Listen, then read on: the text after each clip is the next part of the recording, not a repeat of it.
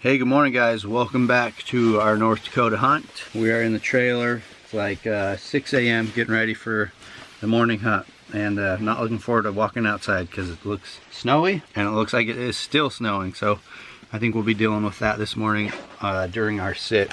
Lucky for Martin, he's sitting in the ground blind.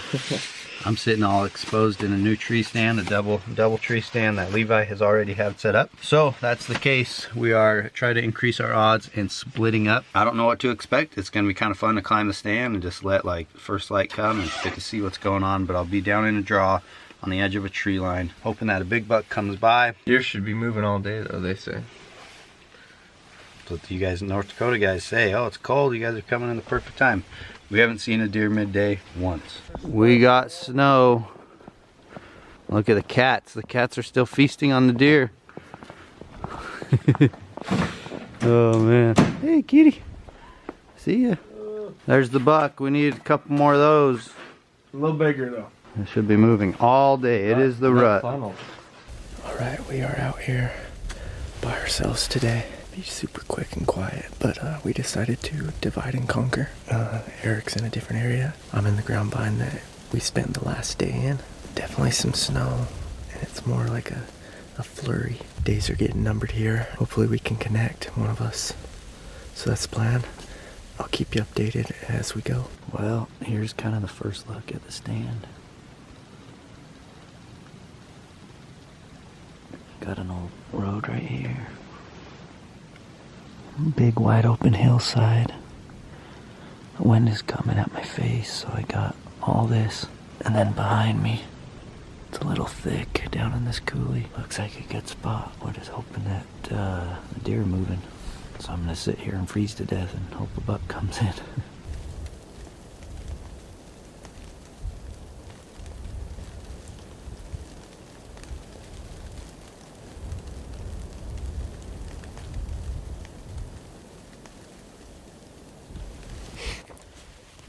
Alright, well, 10:30 now. Still haven't seen a buck. It's still snowing. I think I'm gonna go get picked up. I know the deer could be moving all day, but we're not seeing much activity after a couple sits here, so I think I might want to try to maybe go spot and stalk if I can. Get things loaded up on the exo pack.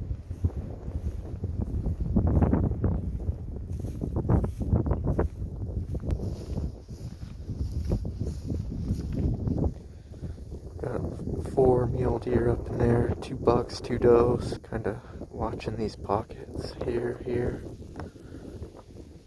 and up in there. Levi killed last night up over that hill.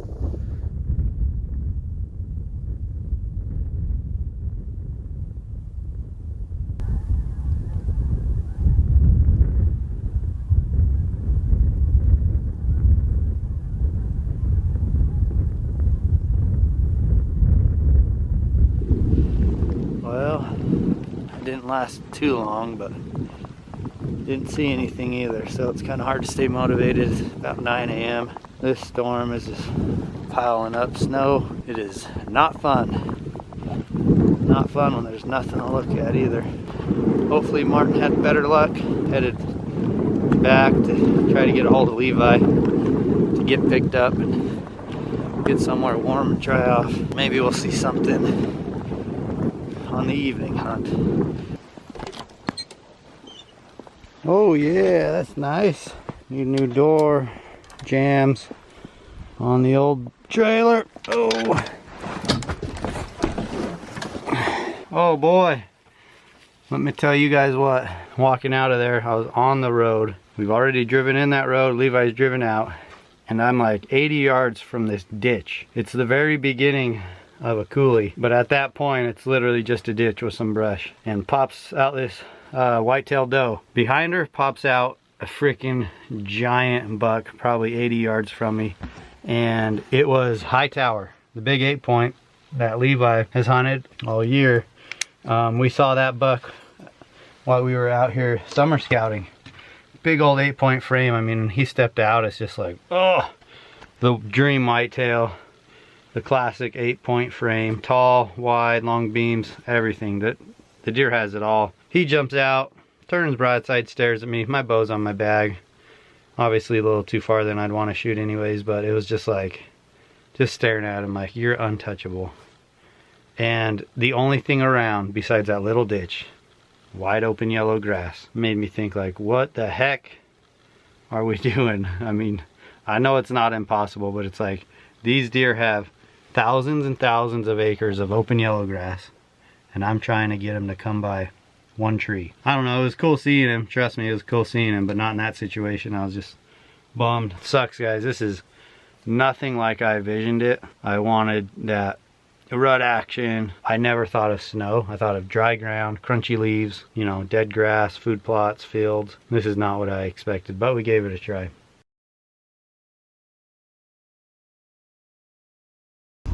Here's the team dropping me off. Martin's been out all day out here glassing. Only can find mule deer though. Big buck? One big buck, 2 other bucks, but no whitetail. So I've got the tethered tree saddle system. I'm actually going in the draw where Lite killed. I'm gonna go up a little further up in there. It's kind of a valley down there with a creek, and just pray that something comes by.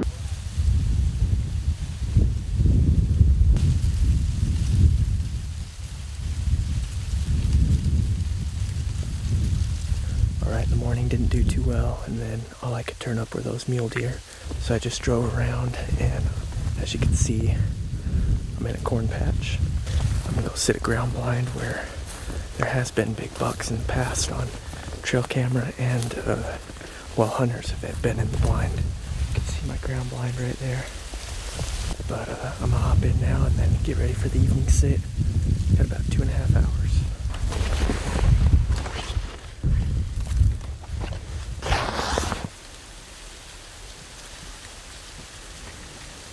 Not much for a view from this blind, but looks like a good spot where they'll come up and feed out of these draws. And we'll sit and see what happens. Last evening here in North Dakota, I believe. Well, here we go again. Walking across the grasslands. Got back in that draw, and I just could not find a tree that I was happy with for the saddle, with the wind direction and the shooting lanes. But I'm just gonna go sit the blind, put the decoy up, and hope that deer are hungry after the snowstorm today and come to the food plot. So that's my plan. Let's get over here, get settled in, and we'll have the last 2 hours of light.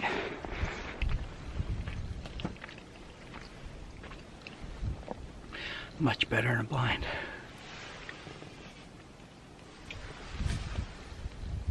We got the buck out there again, and just need a buck to come in.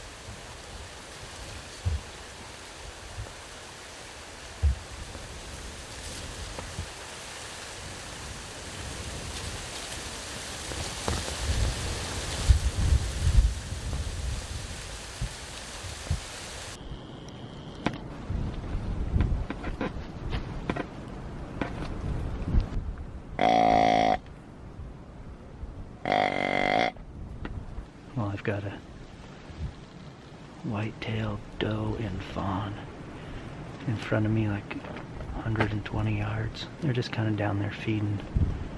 I'm slowly working my way, but hopefully they drag in a big buck. I don't got much time left, so hopefully something happens quick.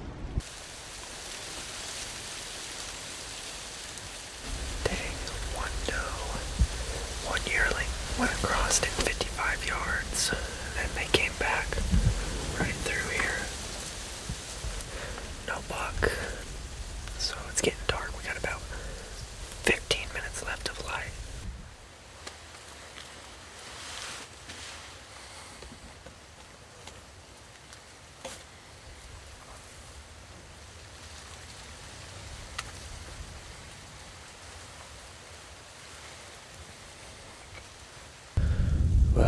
Dad's last shooting light for possibly our last night here in North Dakota. I gotta go pick up Eric. He's on the opposite side of the property. I had about 8 or 9 does come in. They came in quick. There's not a lot of room here you can see to shoot. So, actually, they're still right there. Look, there's a doe.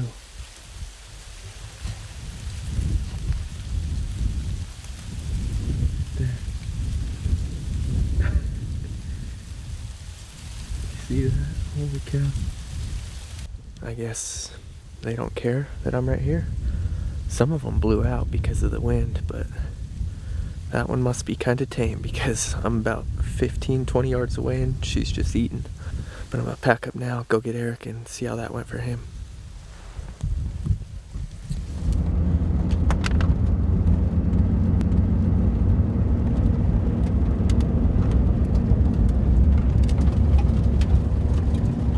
Headed home. Guys, this is the wrap up of our North Dakota whitetail hunt. And I'll tell you what, we got our butts kicked. I feel like we got our butts kicked big time. Starting tomorrow and like moving forward for like a week straight, it's gonna be about 30 to 40 degrees in the day. And right now there's hardly a lick of wind, and it felt like almost every day we hunted was just super windy, lots of blizzards coming through and extremely cold. Today we were gonna sit, but it was 3 degrees, felt like negative 13 with the wind chill. So we just decided to pull the plug, which for me is so hard to just get up and leave. We came out here, this is the hunt we waited all summer for. Came out here to do our summer scouting trip, and it just didn't pan out. We never did have an opportunity on a mature buck, and we just honestly didn't see a lot, but we tried. It was one of those trips that I know once we get home, look back on the videos, pictures, the time we've spent with Levi, his dad Scott, John, who's across the highway hunting. We spent some time up there with them, and it's those things that we'll reflect back on and always remember. So definitely not a loss, but we're going home without a buck. But this place is it's just a whole nother ball game, hunting these deer out in this prairie and down in these creek bottoms.